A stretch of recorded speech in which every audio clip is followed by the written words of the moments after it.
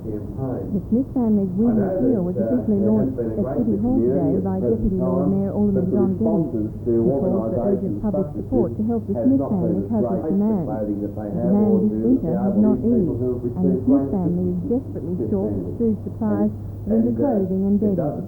The need is greater than ever before because there are a lot of long-term unemployed in the population and many people living below the poverty line.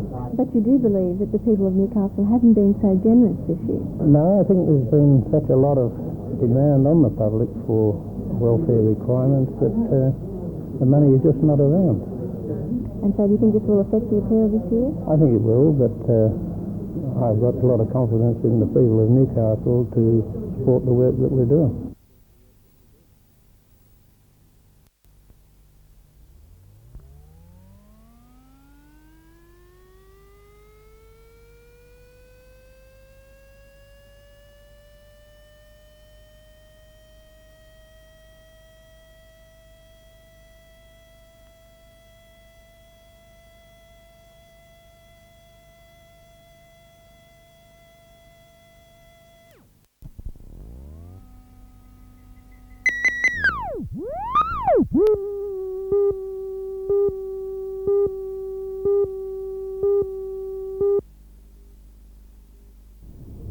Alternative rock music's leap into capitalism has been made possible by two NURSM's mobile recording units, which became operational in February. The live recording has also been made possible by the single-minded efforts of Tony Ivanic, a former employee of the community station and sometimes presenter. With Tony at the controls, the recording units will tape the music of 5 local bands at North Leagues Club. The Bouncing Souls, the Deadbeats, the Hip Slingers, the Dials and the Rejects will each have 3 or 4 of their best songs on the final compilation tape. The tape will be distributed to community stations throughout Australia, but Tony is also negotiating with independent record companies for commercial release. The 5 bands could find mainstream success thanks to Tony's original idea. I think before you try and sell things to people, you've got to expose them to it on a live basis, because I think that's, after all, it's what rock music is all about, playing live in front of people and on air, which is what we've been trying to do over the last 3 or 4 years. So hopefully those two things will combine to provide a market for the compilation tape.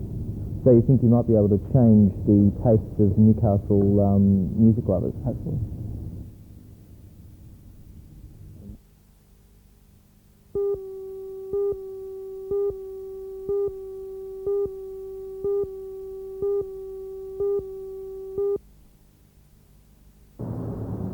For the past 3 years, the Shortland Hotel, once a big money spinner, has been in the hands of a company called Myhill Proprietary Limited, a syndicate of businessmen from Sydney and Newcastle. Extensive renovations have been carried out to increase floor space and to counter noise problems from the main road. But the hotel has suffered the effects of random breath testing and increased operating costs, primarily water rates. Today, those at the auction were told lack of funds had prevented promotion of the hotel, and for personal reasons, the majority of the directors of Myhill wanted to sell. The bidding started at $800,000, but within 2 minutes, the auction was over. All done, all signed at $900,000. It has not reached the reserve price, ladies and gentlemen. The reserve price is just over $1 million. And negotiations took place after the auction with 2 bidders. However, a third party not at the auction is now believed to be finalising negotiations.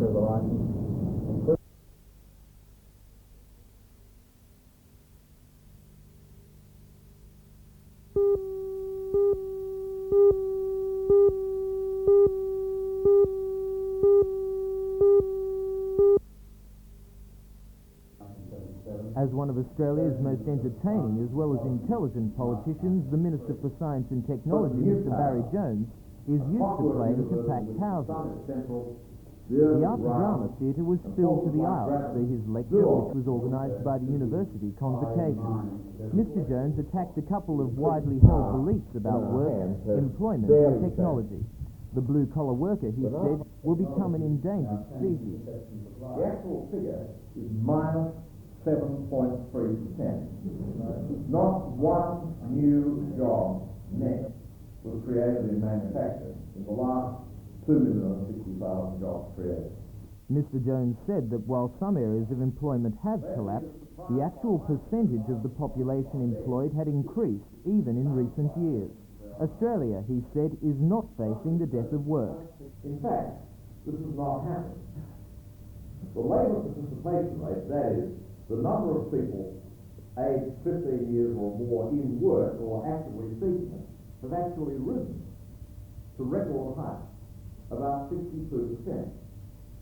In the golden age of full employment, in the 1950s and early 1960s, the participation rate was only about 55%. Mr. Jones pointed out that unemployment mostly affects the working class and that the middle class, mainly due to better education, can fill the job opportunities offered by new technology. He cautioned that in future there will be no jobs for unskilled 15-year-olds.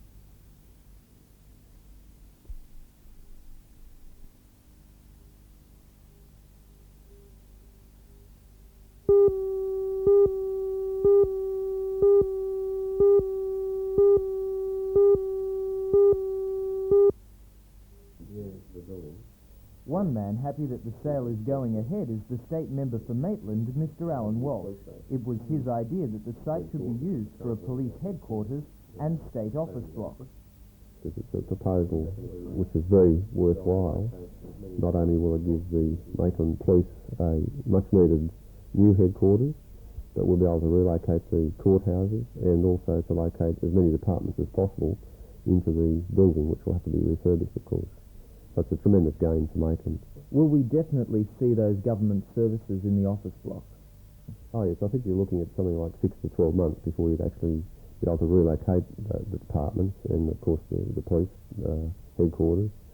The Shortland County Council will have to move out of the building, then it will have to be refurbished. And I said it would take approximately 6 to 12 months for that to happen. What are the benefits to Maitland? Well, first and foremost, we get a much-needed police facility, which we haven't got. The current police headquarters is totally inadequate for this time of the day, let alone the future. And secondly, with the relocation of state departments in the one building, it'll certainly make it much more accessible, or departments more accessible to the public. And this is very attractive in itself.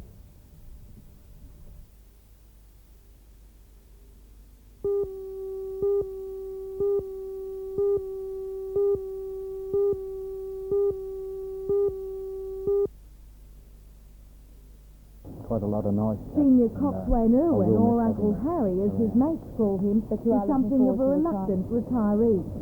And who could blame him? He works with the Marine section on Newcastle Harbour, one of the RAAF's most sought-after postings. Harry says he loves being near the water, but the biggest thing he will miss about his job is his mates. There's a lot of good blokes here, quite a lot of nice chaps, and I will miss having them around. Minutes after making those comments, Harry could have been excused for withdrawing them. Those mates gave him a rather silly send-off.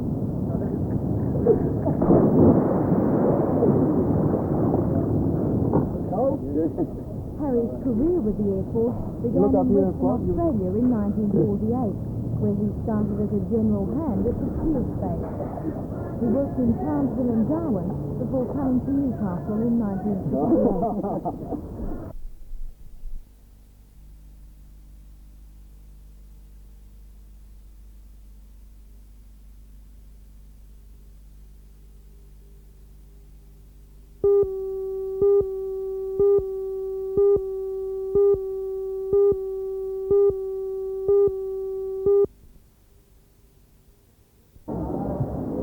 Contestants came from Queensland, Western Australia and all parts of New South Wales, including many locals to try their skills in the full judo tournament.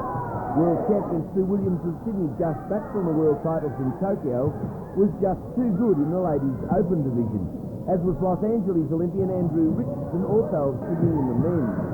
Andrew won a silver medal in the recent Pan Am Games in Italy. John Miller of the Cessnock Police Boys, Graham Townsend of Newcastle Police Boys, and Mark Stewart of Spears Point RSL were our best in the boys, with Karen Jones of Newcastle best in the girls. The titles continue tonight with the men's open division.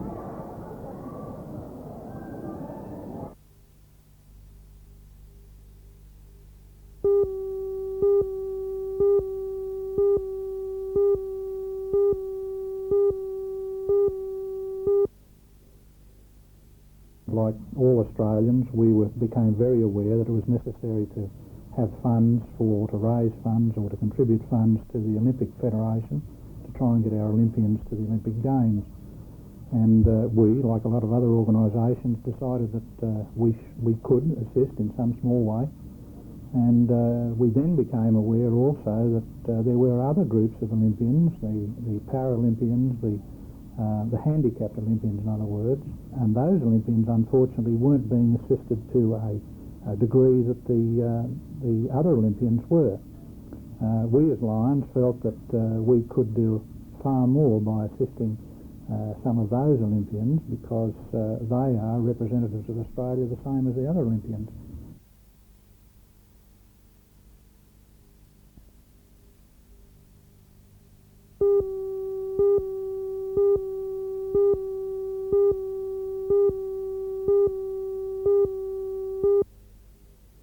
Once again, the Sydney Grand Final reserve seats will not be available in Newcastle. Up to last year, of course, the Newcastle supporters could get them, but unfortunately again, for this year's Grand Final, they won't be available through the Mitchell Bass Outlet in Newcastle. They're on sale where then?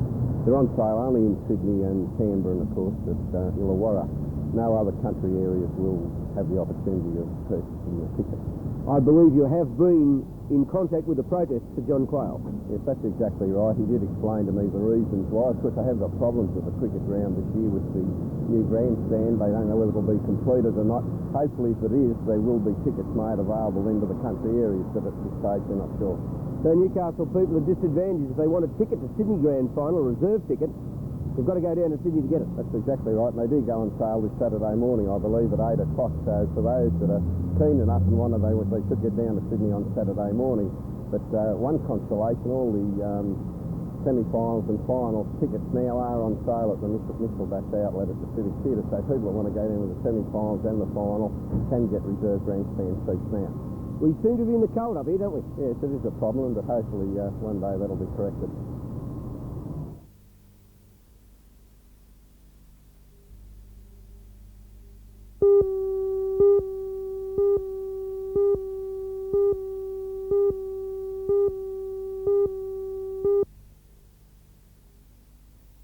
Not so long ago, this section of Kooragang was only bare sand dunes, but in under 2 years, Newcastle's third coal loader has become a $260 million reality. The loader was finished ahead of time and under budget, a feat which won industry admiration of BHP's engineering division, which had overall responsibility for the project. Stage 1 of the loader can load 15 million tonnes of coal a year. 2 additional stages, if and when they're ever needed, could lift that capacity to 50 million tonnes a year. The pity of it all is that in the present depressed state of the coal market, the loader is surplus to the port's requirements. As project manager Dennis Stone put it, when he started on the loader, it was wanted yesterday. He hadn't been on it long, and it wasn't wanted at all. But Mr Stone paid tribute to the directors of the 40-member consortium financing the project. He said they realised that eventually Newcastle will need such a loader, a view shared by BHP's managing director, who added the proviso that the cost of our coal must remain competitive. Best estimates for 1990 are of continued significant expansion, hopefully taking Newcastle coal exports to around 40 million tonnes a year, at which level shipments through this port could account for anything from 35 to 1/2 of total Australian exports of both coking and energy coal. Following the official opening, the Premier, as he's done so often in the past, underlined the importance of coal to New South Wales. The international market, in the 3 years since the signing of the agreement for the construction of this loader, the international market for coal has been nothing if not volatile. However, regardless of this volatility and uncertainty, and perhaps the cause of it, certain things remain constant. The coal industry remains the backbone of the New South Wales economy. New South Wales. Rand said that when the effects of economic recovery are translated into a worldwide upturn in demand for coal, the hunter will appreciate fully the benefits of the new facility.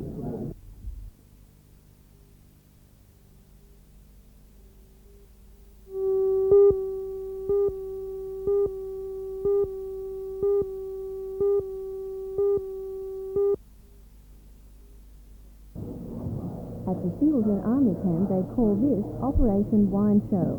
7 experienced judges have been given the task of sampling 855 wines, mainly from the Hunter region. After the second day of judging, palate fatigue is starting to set in, but it's something this special company is used to dealing with. There are 18 classes of wine grouped into 4 categories.